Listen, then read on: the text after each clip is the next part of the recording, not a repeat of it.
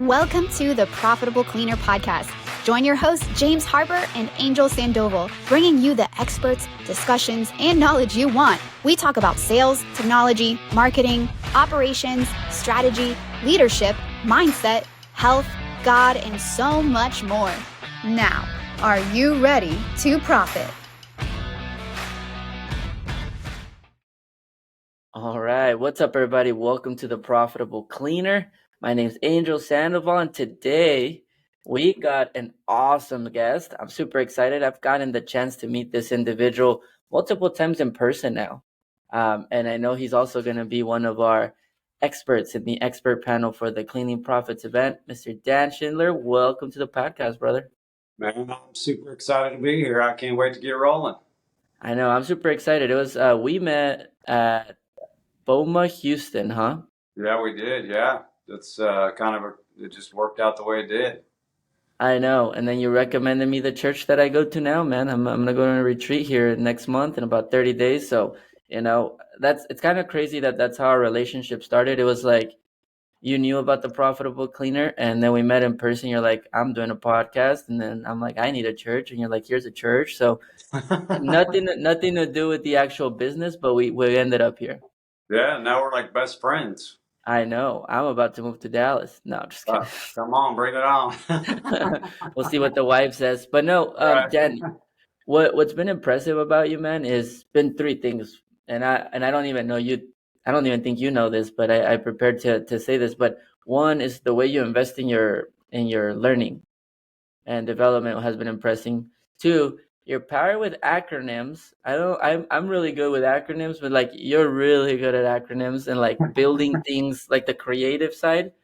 And then the third one, as much as I like to say you're all creative, I know you're a pilot. So there is a hidden analytical side to you that likes everything to run how it should, Right. right?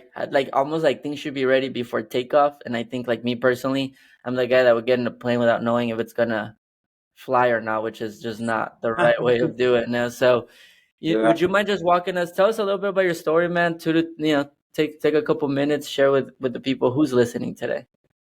So I grew up in the janitorial business for all intents and purposes. Both my dad and my uncle had competing businesses in Denver, Colorado. So I really started in the business, ironically enough, at about age 12. I can tell you, I was in the business so far back that the backpack vacuum cleaner hadn't even been invented yet. And so we were using Clark canister uprights were made out of, I don't know what they were, but they weighed a metric ton. And so my job as a 12-year-old was to scoot that vacuum around behind my dad and just make sure it didn't run into the wall. Because it was basically like a shop vac. And then the early versions of the backpacks were actually like shop vacs that they had converted and just put straps on them. So yeah, I've been in the business a few days, and so I worked in the business with both my dad and my uncle. Really, I got my big start when I was 16 years old. My dad and my uncle were in a car wreck on Christmas Eve right before my 16th birthday, and that put them on disability for a year. They weren't in really bad shape. They had some back injuries and things like that, but so it was a recoverable situation. But it thrust me into, as 16-year-old, buying a car, and I was managing 40-year-old guys at 16 years old, and so it was just jump right in and make it happen. And so my dad and my uncle had different portfolios. My dad's was just one singular building that he cleaned for about 26 years. And then my uncle had multiple accounts, which I think at his peak he had about 20 locations. And so at one point when I was 16, I was actually cleaning over 300,000 square feet by myself. And so I was rocking and rolling, trying to make some money in the business. Man, that's a lot of different. Okay, so there's a lot of different things I can pull from here. One question that I have is, as a 16-year-old, you ended up having to lead 40-year-olds, right? Like you had to basically step into this leadership role very, very early. Right now, there's a lot of millennials that are coming, Gen Z and millennials. Actually, I think yeah, they're both coming into the industry, right? And I think there's going to be, I know people say that people don't want to work in the facility services industry. They do. You just got to make it enticing. What if someone listening to this is younger, let's say they're in the 18 to 24 range, and they want to join a company or they want to start with a company, what are some advice that you would give them that you would take from Dan, the 16-year-old that had to manage 40-year-olds? Because you enter this industry, and yeah, the average years is still pretty high, right? Right. So it's pretty intimidating to come in. What are some things you would give them just based on your previous experience? All right, hang with me for the next minute and a half. We got a quick break here in the Profitable Cleaner because we're officially official. It's like I like to say it. Why? Because I get to take this break and introduce our sponsors. First sponsors is USource. So go to usource.com. That's usource.com. This is a business management platform for facility services companies. No more chaos, unnecessary admin work, or just having to consolidate information. This is about you not being the source of information anymore and having a platform that can give you accessibility, visibility, and control over your operation. So see more, do more, whether you're one employee or 3,000 employees. This is the platform for you. So check out our sponsor, usource.com. Our second sponsor, dayporter.com. They will help you with all your outbound, LinkedIn, email, call, and they're going to do it with a team from Latin America. So make sure that you reach out to them, dayporter.com. They can help you hire your next superstar and give you the strategies to go book the walkthroughs that you're looking for. The third one is going to be Melgar Consulting. That's alexmelgar.com. If you're hovering around the $5 million range and you're in the facility services industry, want to hit those 20, want to keep bumping your head and really want to scale, he is going to be able to consult and help you have the right foundation, the right structure, and the right strategies, and the right advisory and consulting to get you past those 5 to 20 million. So go to alexmelgar.com. And last but not least, our fourth sponsor, cleaningprofits.com.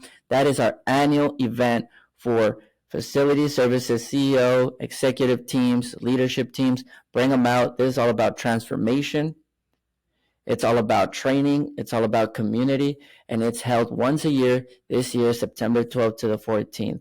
So thank you once again to all of our sponsors. And let's continue on to the show. So what advice would I give to a young person? Really honestly, I've been in both sides of the industry. I started off young in the industry, and then I left, and then I pursued a career in aviation. And so I've had kind of the glamour of being a pilot and being in aviation, and that's a big deal, really. And then leaving the aviation field and going back into janitorial. I would say the biggest piece is the freedom aspect of it. Just being able to go clean a building, write your own schedule. One of the things that I tell millennials is you get a lot of freedom, but you also have to have a really good work ethic. And part of a really good work ethic is the ability to, A, do the job right, and then B, stay with the job till it's finished. And what I see a lot of times is that they won't stay with the job until its conclusion, until it's finished. It's like, okay, I'm doing the job right, and then I get to 80%, and then I just quit. And then I'm like, I do the last part really fast, and then my work ethic is not what it needs to be. So, but the biggest thing that I loved about the actual cleaning of buildings, which there are times where I miss the actual cleaning of the building because that was the easy part of the business, is the freedom you get. You can take as much time as you want in a building. You can be efficient in a building. There's a lot of freedom to it. I love that. I love that. Let me ask you a question just before we go into more of the business model and a little bit of the business. So you said that it gives you mentioned something. You said freedom with hard work. Mm-hmm. And I think we are in these times, we're almost like in this weird situation where hard work is almost frowned upon. Focus work is frowned upon, like in a lot of the corporations. Now, in the facility services, it's still, I feel like there's still a standard of like, because you got to get the job done. Like there's no in between. It's either clean or it's not clean. It's either profitable, not profitable. Either you clocked in or you didn't clock in. Like, but do you think like, what are some advice to young people that are like, okay, I see Dan, he's got his planes, he's got his awesome view in the office, he's got a great lifestyle. Like I want that lifestyle.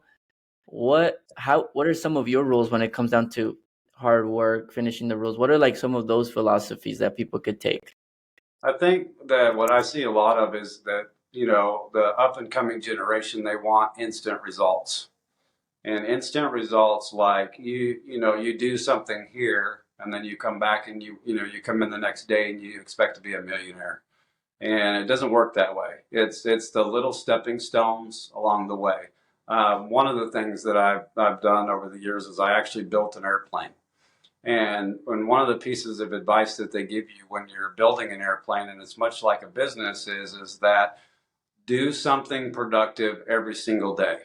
And so it's whether it's, go out, if you're starting new, go out and cold call one client every single day.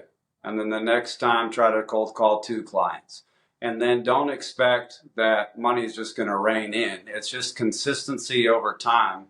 And then you look back, like I look back over the last 20 years, and there are times when I'm just like, wow, how did I even get here? But if I look at my patterns, they were all very consistent, every day, methodical. I had a schedule. I got up, when I first started this business, I got up basically my schedule started at 6 p.m. And so I would eat dinner with the family. I go clean buildings from 6 p.m. to 6 a.m. And so I always made sure that when I was cleaning by myself, I run a 12-hour schedule. Because it's kind of like I'm going to work really hard now for the payoff later.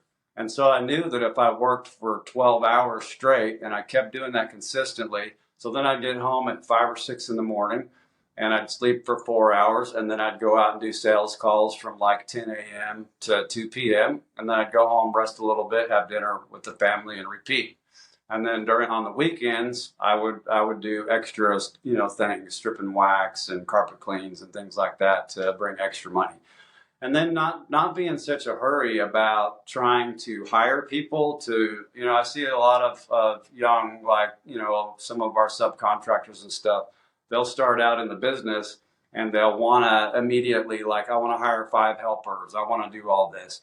Look at what you can do yourself, do a good job, work with yourself, build your cash flow up, and then, stair-step it up. So I think the biggest thing is don't expect instantaneous results, because it is that working diligently every single day that pays off.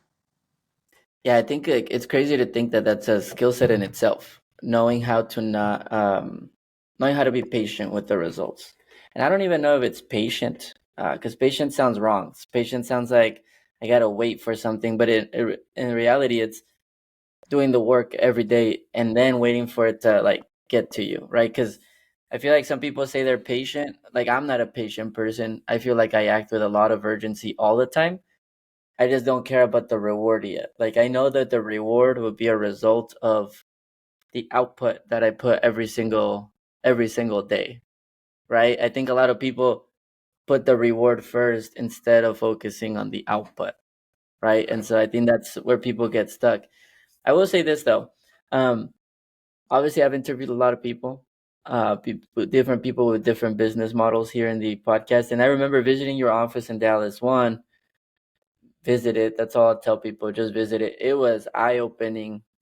Your office gave me more of a tech company vibe versus a janitorial / commercial cleaning vibe.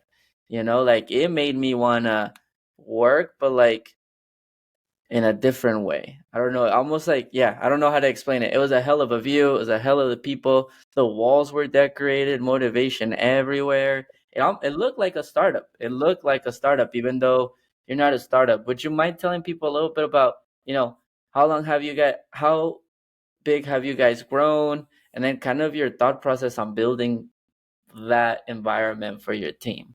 Because not a lot of people do that. Not a lot of people. I don't think I've seen an office like that just yet. Right. Yeah. And, one of the things that I'll back up here in a second, but we really protect our culture. And so when we hire somebody, we really live by, we can hire for culture and we can train for skills. And so if we hire somebody that we feel fits our culture, and we really want to maintain that through all of the levels of growth as an organization. We don't, we want to maintain that through, when we're doing $100 million. We don't want to change that mentality. We still want to have that almost a mom and pop feel and vibe when you're at the office.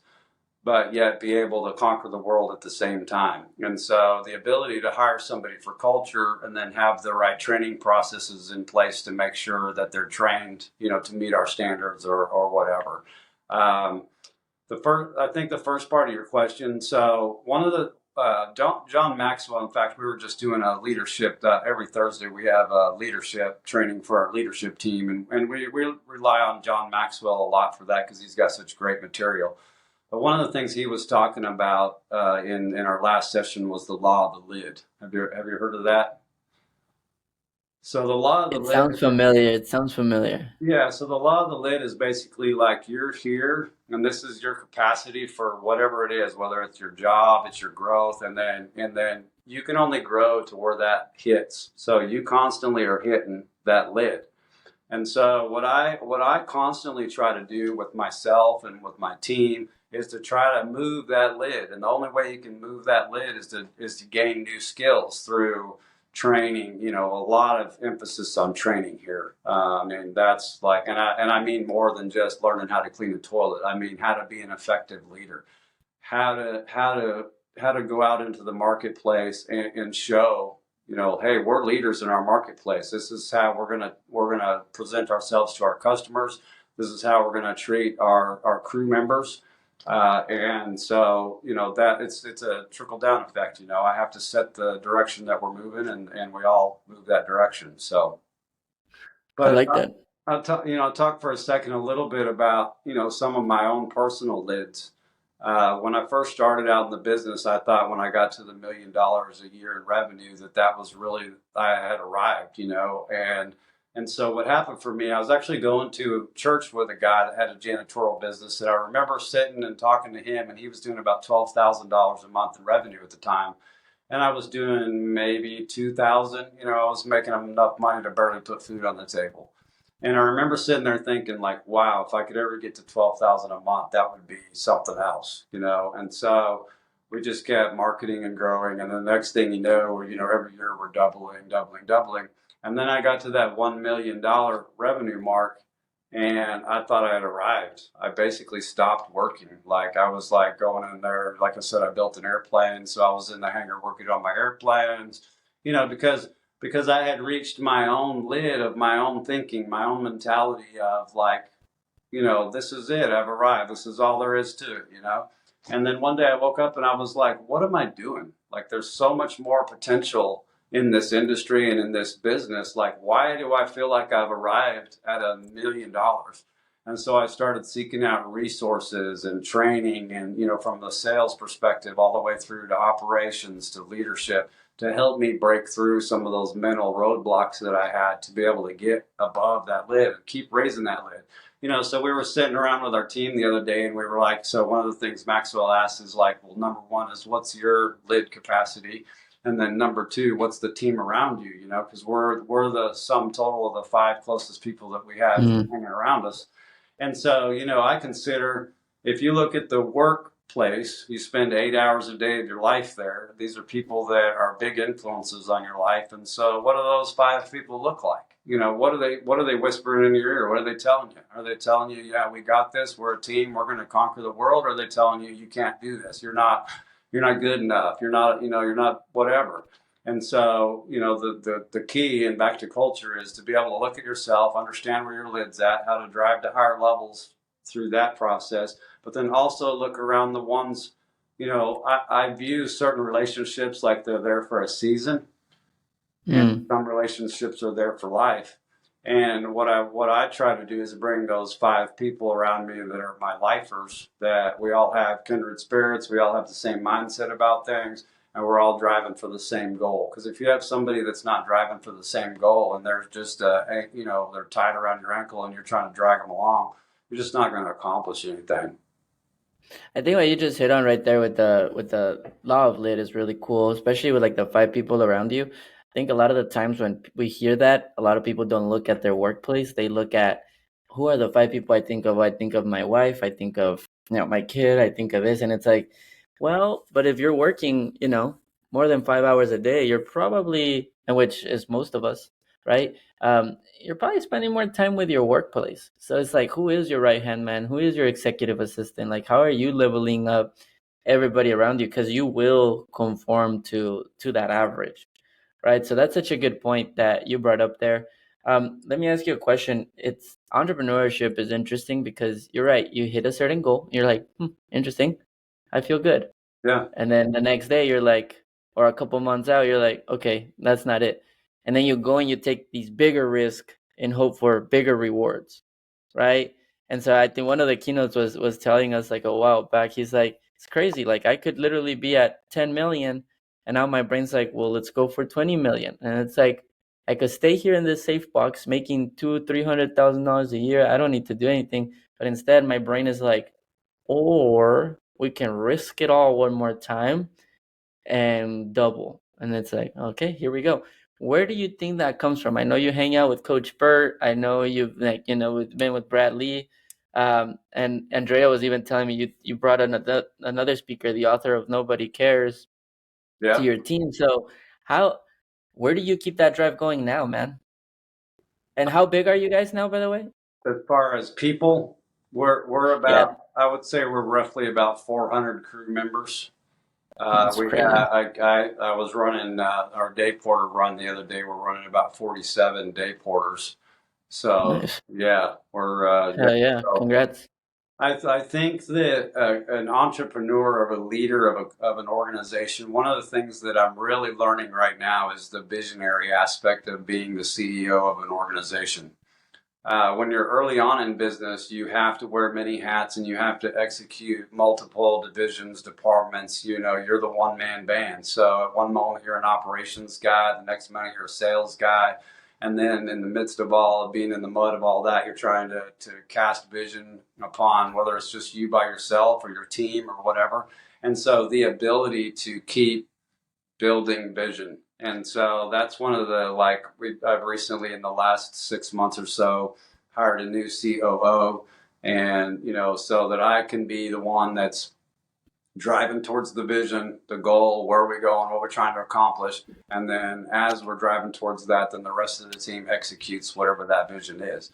And the key there for me is having the support of the team. We're making some dramatic moves, if the team was resistant and like, oh, getting scared because there are some big financial moves for us, but everybody's like on board. And I think it's the balance. Like I tell my team all the time, I don't want yes people on my team. I don't want people that I just throw an idea and they're all like, yeah, yeah, yeah, let's execute. So we have really good, solid debates. Everybody brings something to the table. Everybody has something to say, and then ultimately, at the end of the day, it's my decision to the direction that we move. But I feel like collaboration-based businesses are a lot better than some dictator at the top going, "No, this is the direction we're going," And so it's kind of a balance there. Vision casting is an underrated skill that I don't think is talked about enough. I think people think like goals are visions, and that's not the same thing. And I've learned that as I've gone through this. There's some companies that don't have vision, and then there's some visionaries that you meet, and you're like, "Whoa, okay, so this is what you mean by vision." Like they won't tell you get to 20 million in revenue. No, they're playing 10 years ahead and they're like, this is where we're going to get. And when we get there, this is the next step. And then you got to just get a bunch of executioners. It's been humbling to realize that I'm not a big visionary, or at least not yet. Let me rephrase that, right? At least not yet in what I have, but I'm an executioner. I'm like the right hand man to the visionary, right? Like the visionary has these crazy ideas and they're like, think I would love this crazy unattainable, probably maybe goal. And then I go, okay, like an entrepreneur, right? So like one of the things I like to do is I got to make sure I hitch my wagon to the right visionary because I told James, I was like, at the moment, here's my issue with not an issue with James, but he's like, here's where I could be an issue, James. And I'm like, I like moving fast. I like moving and focused. And I'm like, if at any point there's friction between us, it's probably because you start vision casting and I know I'm getting into the last thread that I have left, and that's gonna get in front of me as an executioner. So I met your team, and I can tell that they're the type that you gave them a vision, and they're like, "Oh, we're gonna figure it out. We're gonna make it happen." But I could see that if you stop visionary, if you're like, I'm gonna go work on my plane only now, they would be like, Exactly. hey, what the hell, man? What's going on here? You know? Well, the other piece of vision is you got to execute, because if I sat in this office and I cast the same vision for 10 years, I would lose the trust of my team. They would be like, "Oh, this guy's full of it. He never executes what he says he's going to do, or never Mm, follows through." And so the vision casting piece is great, but the ability to follow through and actually see, so that, as you know, like every year we do a town hall and we'll go through and we'll talk about like what was the year prior. There's a book by Dan Sullivan called The Gap. And basically, what he says in it's a good that book. book is that the gap, you look behind you and see how far you've come, really, in an essence. And if you keep looking behind you and you're like, we haven't made any forward movement, then over time, the vision that the team starts to just roll their eyes and they're like, you know what, this vision really doesn't mean anything, because, and I think that comes from the belief of the visionary. Because if I'm the visionary and I don't believe myself or my ability or the ability of the team, if I don't come across that I believe it, then no one else is going to believe it either. And so it's the belief of the vision and then the execution of the business of it, and then being very consistent through that whole process. Have you ever heard the story about Walt Disney when he built Disney World? Oh man, you would have to remind me. I'm pretty sure I have, but Okay. not that I can recall. So, Yeah. as you may or may not know, Walt had passed away when Disney World had their grand opening. And Hmm. so his brother was standing there with a group of people, and his brother, I think I forget his name, Ron or something like that. But anyway, his brother, they were there. It was the big grand opening of Disney World in Florida, and everybody was super excited. And somebody turned to him and they said to him, he said, I really wish Walt was here to see this. And he turned to that person and he said, he did see that. That's why we're here. So Ooh. it was just the confirmation of he already saw it before he passed away. That's why we're here. Damn, that one. Sorry, that was good. He did see. That is what vision. They see it before it comes. It's kind of crazy. I tell my team is like that. I think it's like if you look around you, you look at a building, you look at your marriage, you look at anything. You're like, somebody thought of this one day. Like it was just a random fabrication of their mind, and then boom. That's like I think that's like the power of being a human being. Like you just think, and then you can create from it, which is really intense. I love that line. He did see it. That's exactly why we're here. If he didn't see it, we wouldn't be here. Right? Damn. Yep. Yep. Damn. So it's like that's almost like I know like Elon Musk and all these like Steve Jobs, they already saw 20 years down the line. They're just now going through time, Yeah. right? Which is And kind of we, crazy. the observers, look back and we're like, wow, man, that guy was so smart. Or somebody will say something and, no one believes it. And then 10 years later, they're like, wow, he really did know what he was talking about. So it's kind of that piece of it. But yeah. You said one thing that again, you have 400 um, people in the company, right? You guys operate in multiple different states now, but you mentioned something that I actually haven't heard yet. You said town hall. Yeah. I used to So do town halls when I was in tech. Like in tech, you had to almost do town halls, and they would have them for investors, and they would have them for like divisions, and then they would have it as a company. I don't think I've heard in the 100 and something plus podcasts we've done, not one person has said. They've said company outings, company retreats, but a town hall is different than a company outing and a company retreat. so Can a you town, explain to the people listening? Yeah, so a town hall, typically our town halls, we kind of did a reduced version this year because we tried to incorporate our Christmas party with our town hall, and I probably won't do that again because it I was just about felt to ask, did you regret everybody was like in Christmas party mode, and we weren't really doing the town hall. But town hall really is just a whole. And I fly all of my out of state teams in for the town hall, and it's really just about going over the previous year. What were the great things that we did about. Like for example, this year we went over like what were the things that we accomplished in 2022, and then what are we trying to accomplish in 2023. And it's really, to me, it's that point where I'm setting and I'm casting vision for the year. It's more than just a meeting about goals, or we're trying to reach revenues, or we're trying to do certain things. it's really a meeting about where do we need to improve as an organization. Now, the goal might be, yeah, we want to get to whatever X amount of revenue dollar that is. But the reality of it is are we on the path to get there? And if we're not, we have to recognize the things that are keeping us from getting there. And so the town hall is really about the executive team sitting down, recognizing where we need to make improvements, and then casting that towards the team. So for example, in our 2023 town hall, we talked about the gap and bridging the gap. And one of the things that we talked about organizationally is having written SOPs. So, standard operating procedures. It's one thing. And what happens and I believe in every business is you start growing, you start executing, you get in the day-to-day grind, and then processes and the things that you need to do to the next level tend to fall through the cracks because they're not number one priority when a customer's calling and saying, hey, I got this or whatever.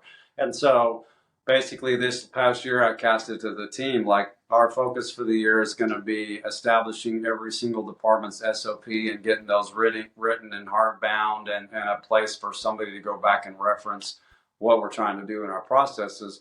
Rather than, I get people that tell me all the time, hey, all this information's up in your head, but, if you got hit by a bus tomorrow, we need that information.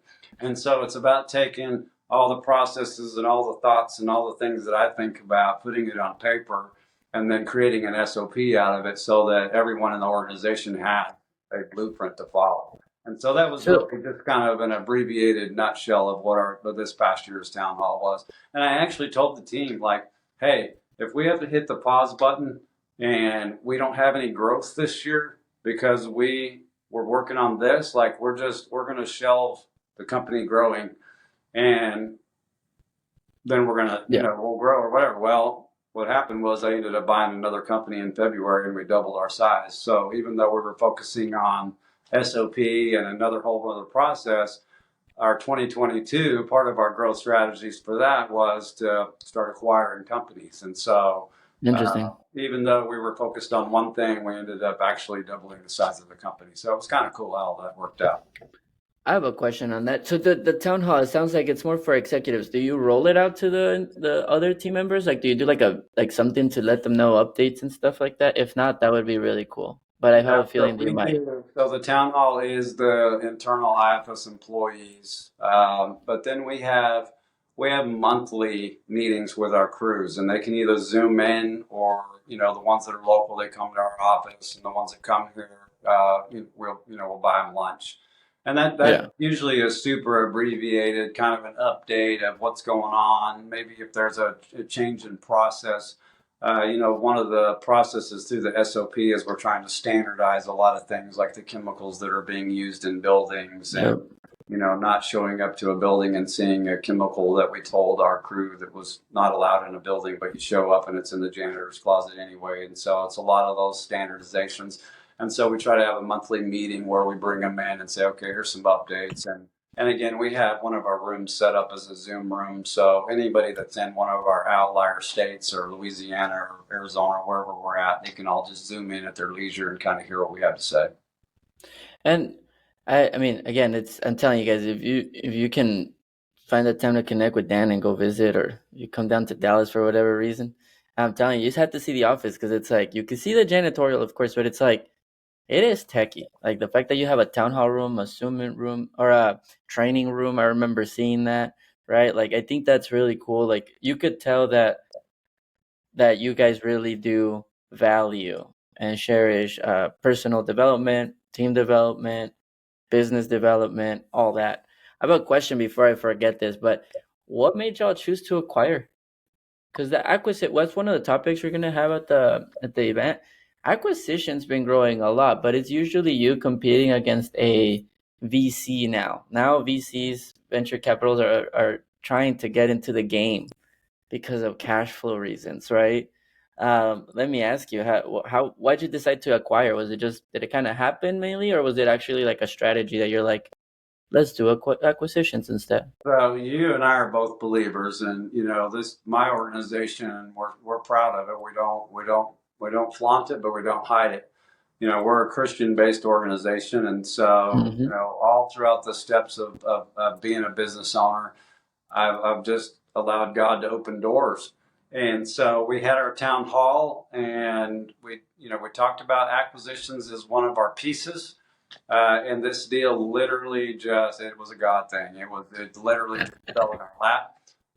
The first meetings I had with them, because I've bought businesses in the past, and I Yeah. don't care what the EBITDA is or any of that stuff. I look at very specific parameters when I purchase a business, and those specific parameters, if they don't line up, I don't even pursue it, because I kind of have a set way of doing things, because I've done a few of them over the years. And so when I got Interesting. the initial offering on this particular deal from the broker, it literally, like, everything just lined up. Now, there was a few little things that we had to tweak once we acquired the company and we brought the two teams together, and there was some misclassified employees and some other things that we had to tweak and get everything, kind of some of the wrongs righted. And again, some of that's just, business owners that don't know how the law is written on certain things. But so to answer your question, this one 100% fell in our lap. And I believe it was a God thing, because the team that we acquired through that, they're an amazing team. They're just absolutely, I couldn't have asked for a better team. So, but acquisitions are definitely on our radar. I have kind of a certain size of business that we're looking for. And it's an easy way to grow. It also, Any specific areas right now, Dan, that you're looking for? Just in case we have some listeners right now that are like, man, I've been wanting to get mine acquired for a bit now, or I've been wanting to exit in the next year or two, right? What any areas or anything in specific? Maybe they can reach out. You never know. yeah, I would say Nashville is definitely a market we would be looking to acquire. Obviously, the Dallas-Fort Worth market is where we're at. Houston market, Austin, San Antonio, those are all markets we have strong presence in. We're getting ready to, actually next week, I'm heading to Vegas to open an office in Kingman, Arizona. So we're going to tackle the Las Vegas market. So if Las Vegas, Henderson, all those areas up through Nevada and Arizona. All of those are definitely areas that we'd be interested in looking through. Nice. We'll keep. Hey, if you're in Vegas, Nashville, Dallas, Houston, Austin, San Antonio, if you're in these areas and you've been thinking about selling, reach out to Dan. Of course, I'm assuming there has to be perimeters. So, what's the minimum revenue they should be making or bringing in, just so that they don't reach Honestly, out? I will look at somebody even if they're making $30,000 a month in revenue. What Okay. I found with the ones that are making around the $30,000 to $50,000 a month range is that they think their company is worth a lot more than it really is. And so, I hate, sometimes I'm the bearer of bad news, because I'm like, yeah, your company's, again, it depends on how it's structured. Are they Yeah. strictly an employee-based model? Are they using a subcontract model? How are their contracts written with their clients? So a lot of little pieces. And I can look at something in, 30 minutes and tell you whether it's something we're interested in or not. Well, hey, if you're in these areas, make sure you reach out to Dan. I know that when you go to the event, we're going to be having you in the expert panel, and we put you in the expert panel because of your experience in the subcontracting world. Again, I think like my mind shifted a lot about the subcontracting model after I met you and after I visited the office. Would you mind giving the people some insight? Like, what are some of your values when it comes down? Like, why'd you choose subcontracting versus all in-house? I think subcontracting really works well for startup organizations, and it's a great way to. For example, with us, we set a contract with a client, and then we know what our, like, we don't change on what our variables are. Like, we pay out to the subcontractor, X, and so it's easy to manage a business, for one. For two, ironically enough, what I've seen, and we'll have customers that will debate us on this, because customers tend to feel like that we will have more control with internal employee, but it's actually the opposite. Interesting. What I've discovered is that if I'm using a subcontractor, it's a business to business relationship, and there's a mutual respect there. And so with a business to business relationship, they have a business, I have a business. We're just, and a lot of our subcontractors, they're great at the getting the crews together. They're great at following scope of work. They're great at executing. all of that. They're just not great at the sales side of it. So they struggle. They can't, maybe they go out and cold call or they try to marketing campaigns and they can't seem to pull the business in. And so I've always viewed us as like we're the sales arm of we're helping them grow their business. And so, that's for me, I get a better quality out of somebody that's a business owner than I do an employee, because employees call in sick, they got this or that or the other thing. If I'm doing business with a business owner, he's got that entrepreneurial spirit. They're trying to grow their business. They'll go above and beyond to make sure that things are taken care of, and it tends to be a better relationship than that employer-employee relationship. Hmm. Because I That's think I interesting. think in the reality of it is we share a common goal. We both are trying to Yeah. grow our businesses, and so it's a developed partnership versus they're like, it's not like we're competing against each other. We're actually partnered up to service the customer. That's our common goal. We're both trying to grow.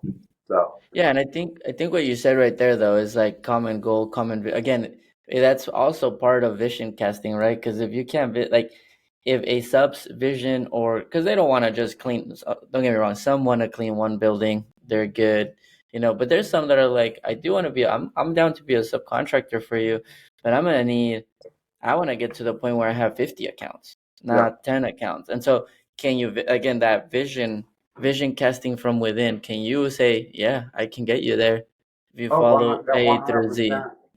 What I do is I like to sit down with, again, go back to the law of the lid. Everybody has different capacities. I have some subcontractors that they want, they want their husband and wife, and they want enough buildings for them to clean, maybe $5, $6, $7,000 a month, and they're happy with that. That's all the further they want to go. And then we have other groups that we work with that are probably equal to we are in revenue because they subcontract from multiple companies like we do, like us and some of our competitors.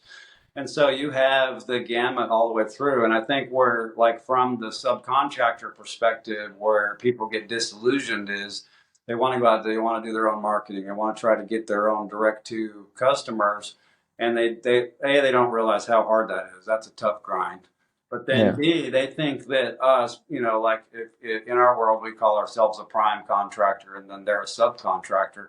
A lot of the subcontractors have the mentality that we're this rich, Wizard of Oz in the sky or whatever, and we're making all this money off the labors of their back, and and all that, and that's completely the opposite of the relationship that we want to have. I want all of our crews to feel like they're part of the IFS team. We have a lot of them that are very, very loyal to us because we treat them right. We pay them, fair wages and things like that. I was a subcontractor once. When I was in my aviation career, there were times in my aviation career that I couldn't afford to feed the family because back in the days when I was flying, it was a cutthroat business. I mean, you were working for beans to try to get to the top. And so there's multiple companies in Dallas that I worked as a sub for. And so when we started IFS, I sat back and I said, as a subcontractor for those organizations, Mm. what are the things that drove me nuts about being a sub for them? And one of them was I would show up to get my paycheck, and I'm thinking I'm picking up a check for $3,000, and the check would be for $750.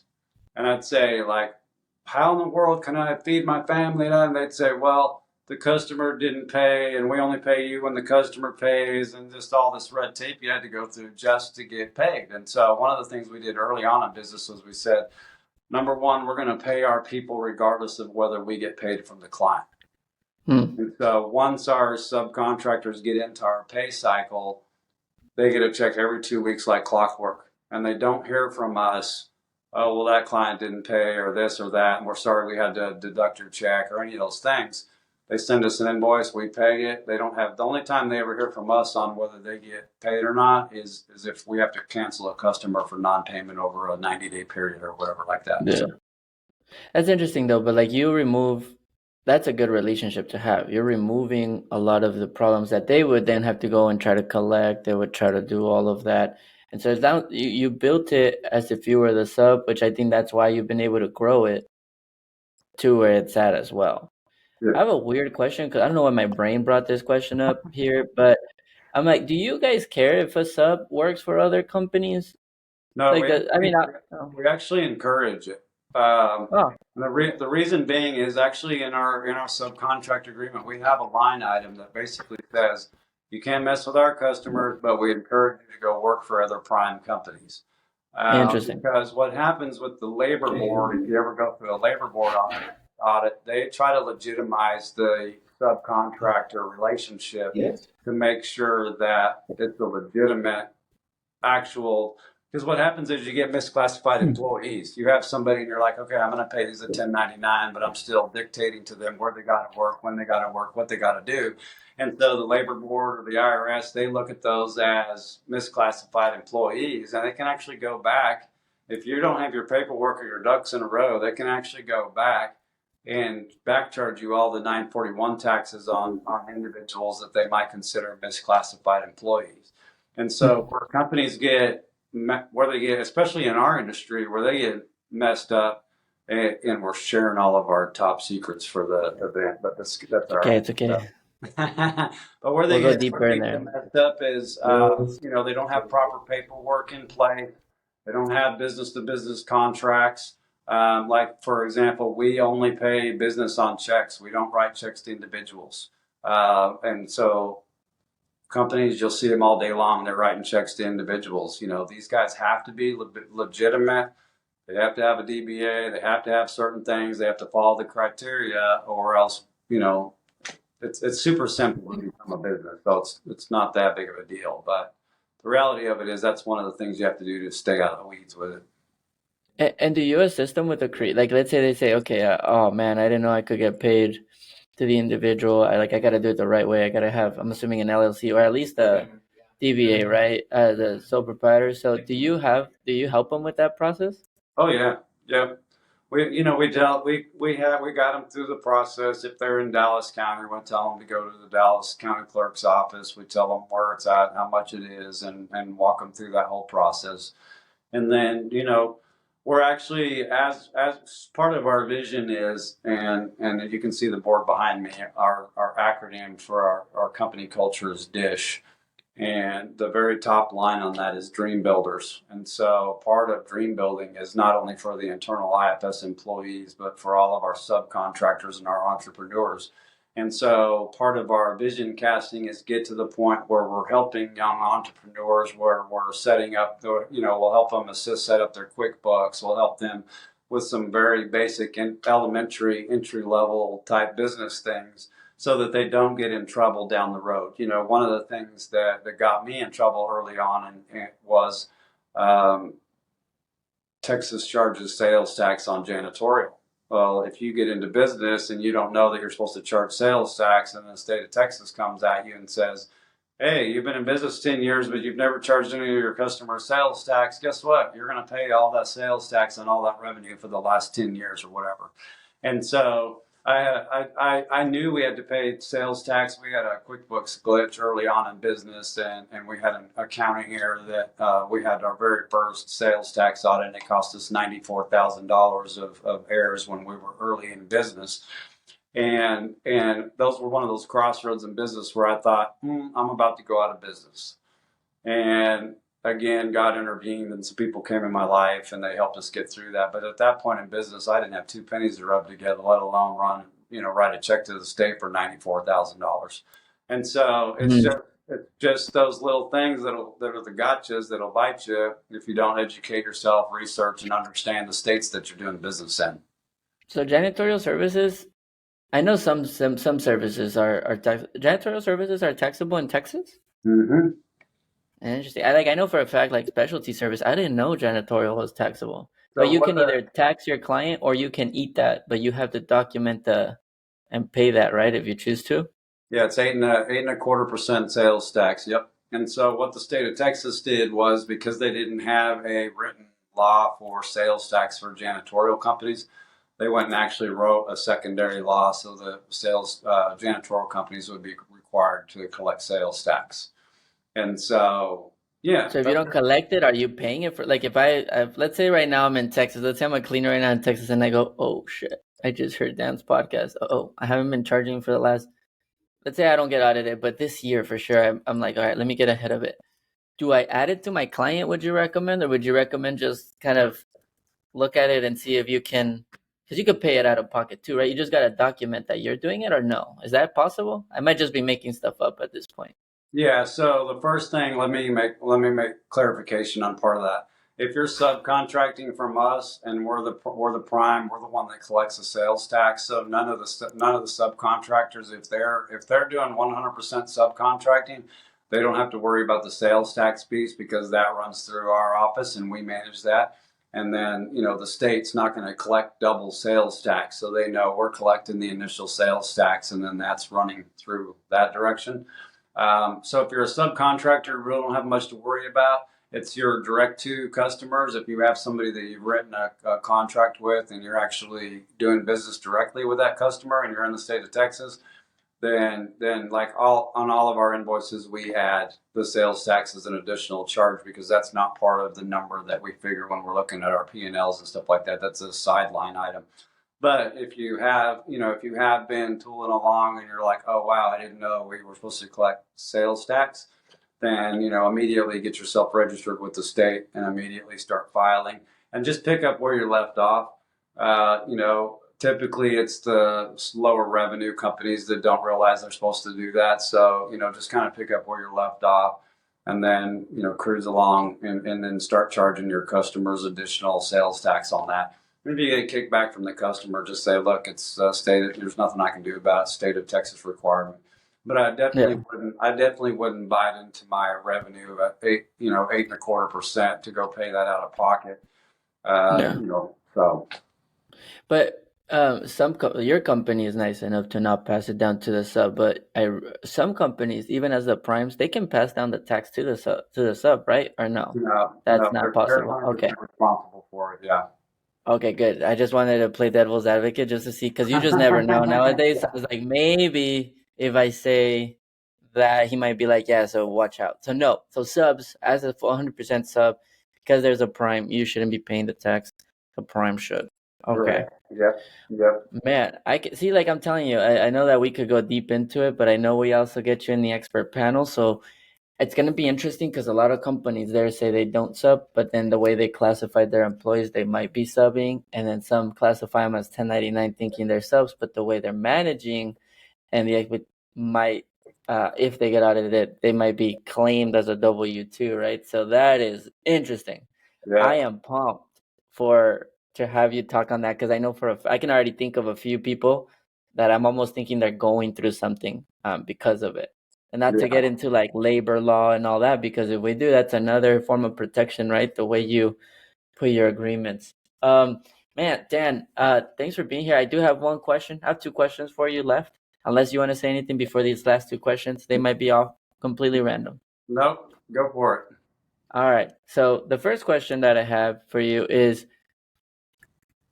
when you felt like you couldn't anymore, what kept you going? I know you're very faith-based. I know you believe in God. I know you guys, you've told me, initiatives that you guys do, and I really respect that. It made me open up a prayer Slack in my own company, which we hadn't done. So that's been awesome. So is everything that you're doing kingdom based? I know that I've heard some people do that or understand that. What does that mean to you? And is God kind of what keeps you going? Oh yeah, 100%. We could go on for another hour on this podcast. Just the singular challenges that I've had to face in business, and there's been at least a half a dozen times that I could tell you there was those where I laid my head on the pillow at night and I wondered if I was going to be in business the next day. And so what pushed me through those things was, the more responsible you get, sometimes just the responsibility and the magnitude of the responsibility, you don't have a choice. You can't give up. You can't just throw in the towel and say, hey, I quit. There's too many people that rely and depend on you. And so just the capacity of the responsibility is really sometimes just the simple fact of, hey, I have the responsibility to be the CEO of this organization, whether I want to get out of bed or not. There are people that depend on me. And so just that one simple thing right there has been the thing that's gotten me through a lot of different situations where I would have loved to throw in the towel. So That's a great answer. That's a great answer. Last question here for you, brother. Why did you decide to? And I've always been asking that. Now that we have you in expert panel, what made you agree to be part of the expert panel and join us on cleaning profits? I think it comes down to, who I am. My number one reason for being in the business is to help people. If all of a sudden I walked in this office and I was like, we're not helping anybody, there's no way I could do it, because we're here. And so being part of the expert panel is to be able to, give back to the community of, the cleaning community, to give back to maybe some young entrepreneurs that are just trying to learn the business. I would say we're in a unique business because we're in one of the few businesses that trains up its own competition. And so Yeah. when you're constantly training up your own competition, I think a lot of business owners don't want to give back to the community because they live in fear. They're like, oh man, if I train up my competition, then I'm going to run out. They're going to come over here and they're going to take my business and this and that and the other thing. And what I learned a long time ago is there's enough business for all of us. If you want to get in this business is awesome, and there's enough for us to go around. And so, like, just a little side note, I've had ex-employees that I've trained up. They've gone through my management. They're like, oh man, Dan, I'll go start my own janitorial. And the first thing they do is they go try to steal my customers. And I'm just like, and there's so much business Yeah. out there. You can go and make a wonderful, beautiful living out of this business and not have to steal someone else's customers, especially if it's somebody that you have a relationship with, and so, I think part of it is that mutual respect of business owners and, again, just trying to help other people get in the game. I'm 50 years old. I'm not going to be here forever, but I'd love to have my legacy live on You that I still got helped. another 50 years, man. What you talking about? I hope so. At least Yeah. 25, right? Yeah, I mean, with technology, I think like that's funny. People don't prepare enough for it. And I'm like, guys, with our medicine and technology where it's going, I don't think people understand we're gonna live longer than we think. They're like clocking in at 35. They're like, well, I got 15 years left, and I'm like, no, you're just getting started, which is kind of crazy to say. Like you might just be barely halfway through. Not Yeah, crazy to say. yeah, that'd be awesome. I love it because I feel like I'm just getting started. Well, man, it's been a hell of a it's been awesome to get to meet you. It's awesome that we get to have you at the event, and I love how our relationship has kind of gone through in such it has not really been business. We haven't really talked business. I think this is the most I've learned about your business, and well, we've talked about subs and all that. Outside of that, we're not really talking about that. So I'm super excited you're gonna be there. You're gonna be with I Coach know. Burr. I know you're one of his prime students, so I'm excited for him to tap into the industry. I think it's something that's needed. I think more people like you, the way you guys develop yourselves, your team is a type of energy and the type of like standard that we need to be bringing. So I'm super excited to have you, man. Any last message you would like for any other listeners? No, just check me out on Facebook, Instagram, and shoot me a DM if you have any questions or whatever. I'm happy to help any way I can. So, and we also have a Integrity Facility Solutions subcontract Facebook page. So, reach out to me on any of those platforms, and I'll help any way I can. And I can't tell you, I'm super excited about being on the panel. And what I love the most about you, I was talking to you the other day, and I was like, so do I need to prepare for this podcast or what? And you're like, no, man, I'm just going to throw it at you and see what happens. And I was actually telling one of my guys, I said, man, I actually love that because, if you come prepared, it ends up being kind of a rote response and it's not, so, I appreciate you and I appreciate our friendship and what's kind of developing here. And I look forward to many, many more doing some things with you down the road. So it's going to be awesome. Oh yeah. Oh yeah, and I'm glad we didn't prepare because I feel like the way the conversation ended up going today was not anywhere close to like if I had to think of topics, I don't think we would have gone here. This ended up being more of a leadership, and you still dropped a lot of nuggets at the end that I hope people listen to, and it comes down to misclassifying employees and leading. So, man, Dan, I appreciate you for being here. Yes, sir. Um, Thank you for having Connect me with on the him. show. yeah, connect with Dan. And if you want to sell your company, you're in Nashville, Vegas, Texas, hit him up. You never know. You never know. You're looking for mentorship, here you go. But you really want to talk to him, be at the expert panel and be at our VIP dinner, because he'll be there as well. So once again, thanks, Dan. Appreciate you, brother. God bless. Yeah. Have an awesome day. We'll see you up in Denver.